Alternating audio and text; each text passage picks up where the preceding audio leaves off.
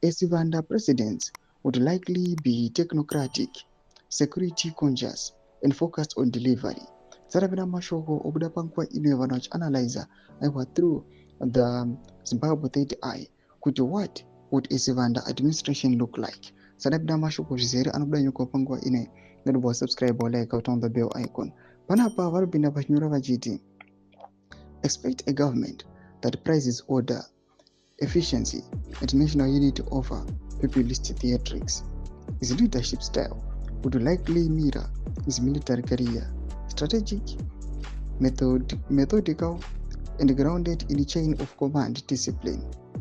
Retired Philip Valero Swanda is widely viewed as the only figure capable of finishing mnangagwaZim flagship projects without disruption or politicization. Security instability with regional instability on the rise. His presence would reassure both domestic and international actors of Zimbabwe's internal cohesion.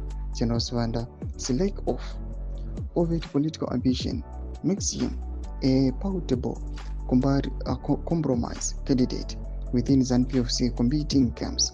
A Swanda-led administration could usher in a new era of professionalized public service with less tolerance for corruption and more emphasis on the results. Of course, the road to State House is never straightforward. ZANU-PF's succession politics are notoriously opaque, and the party's internal dynamics remain fluid.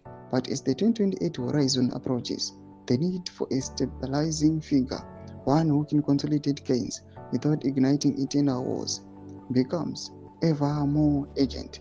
General Swanda may not be campaigning, he may not even be speaking, but in Zimbabwean politics, sometimes the loudest contenders are not the most likely successors. Sometimes it is the quiet commander who ends up leading the charge. Ndomashukuru kudaita kwapangwa ine mapossibilities ekuti kana Valero Swanda akapiwa matomu, they are analyzing kuti governance yake inenge yakamira sei.